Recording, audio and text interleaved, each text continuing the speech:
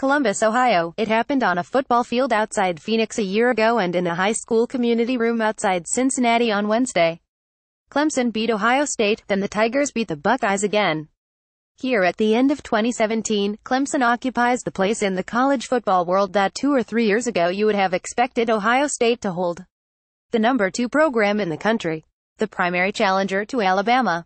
Ohio State, though not in the college football playoff this year, is obviously one of the 3 best programs in the nation and may land the number 1 recruiting class in 2018. We're splitting hairs in rare air here. But just as Ohio State is clearly in the top 3, it's clearly not in the top 2. Not after a 31-0 loss to Clemson in a playoff semifinal last season. Not after losing the top-rated recruit in Ohio, Jackson Carman, to the Tigers and coach Dabo Swinney on Wednesday. Clemson and Ohio State are doing a lot of the same things. Clemson is just doing them a little better.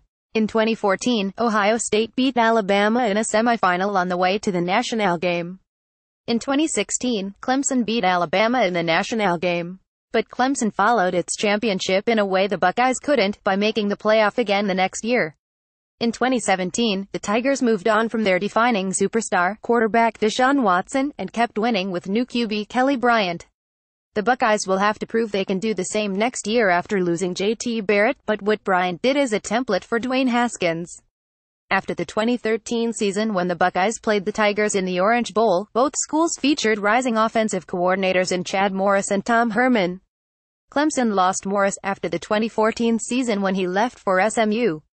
He's now the coach at Arkansas. The Tigers didn't miss a beat in promoting Tony Elliott and Jeff Scott to co-coordinators. Ohio State lost Herman after the 2014 season when he left for Houston. He's now the coach at Texas. The Buckeyes struggled offensively for 2 years after promoting Ed Warner and hiring Tim Beck and had to try to get the offense back on track by replacing them with Kevin Wilson and Ryan Day this year.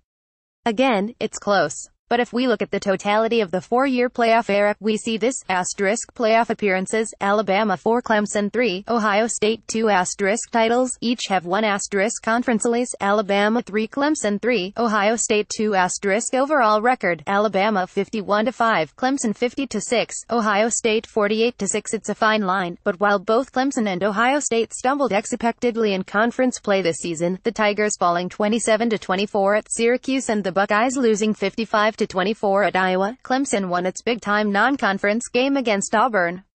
Ohio State lost its big non-conference game to Oklahoma. And Clemson's 3 losses in the last 3 years have come by 5, 1 and 3 points. The Buckeyes have that 31-point loss to the Hawkeyes, a 15-point loss to Oklahoma and a 31-0 shutout to the Tigers in the Fiesta Bowl a year ago. It's small things, but the edges are to Clemson. Before the 2015 season, we wrote a 5-part series at Cleveland.com that we called Buck Dynasty. It spelled out what we thought could be next for the Buckeyes as they tried to build off their first national in 12 years. An excerpt, "We created a monster," Meyer said at Ohio State's media day after the first week of preseason practice. "You've got to feed it." What's next for Ohio State isn't just another league chase, but something more. It's a chance to build that empire and own an era, to establish a mini-dynasty in a sport where change is required. We focused on 5 areas for the Buckeyes to turn that into something more.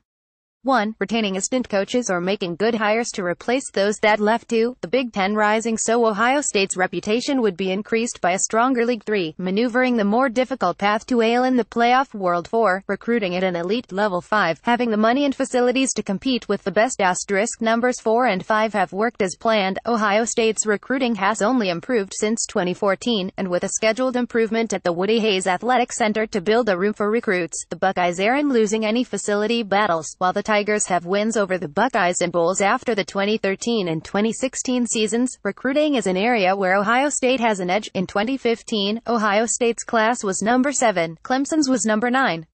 In 2016, Ohio State's class was number 4, Clemson's was number 11.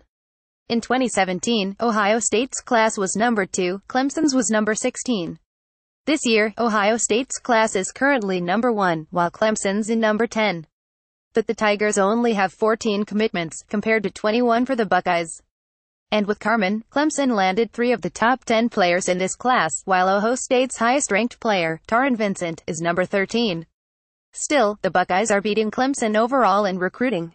Asterisk number 1 was a problem, as we mentioned, with Tim Beck replacing Herman, and maybe a problem with Bill Davis replacing Luke Fickell as the linebackers coach. But Wilson and Ryan Day helped fix things, and if Washington State's Alex Grinch joins the defensive staff, that's a big move to grab potential rising star. Asterisk number 2 is working, in that the Big Ten, especially the Big Ten East, is vastly improved. But that also makes life more difficult, as Penn State beat Ohio State a year ago and almost won again this year. Then there's the Iowa game. But for the most part, a better Big Ten has helped the Buckeyes. Asterisk number 3 is the reality for everyone. Now you have to win 2 big games instead of 1. And that Ohio State team a year ago wasn't ready for it. As another part of that series, we asked readers to predict how many miles Ohio State would win in the next 5 years, from 2015 to 2019. The winner was Twills, with 42% of the vote. Next was Threels, with 25%. Then came O'Neill, with 20%. We're 3 years into that question, and Ohio State hasn't won again. So 25% of those voters were wrong. The Buckeyes are going to have to win in 2018 and 2019 to make the 42% right. What team does have failed since 2014? Clemson. What teams is the number 1 seed this year? Clemson. What team has a chance to build a little mini dynasty of its own? Clemson.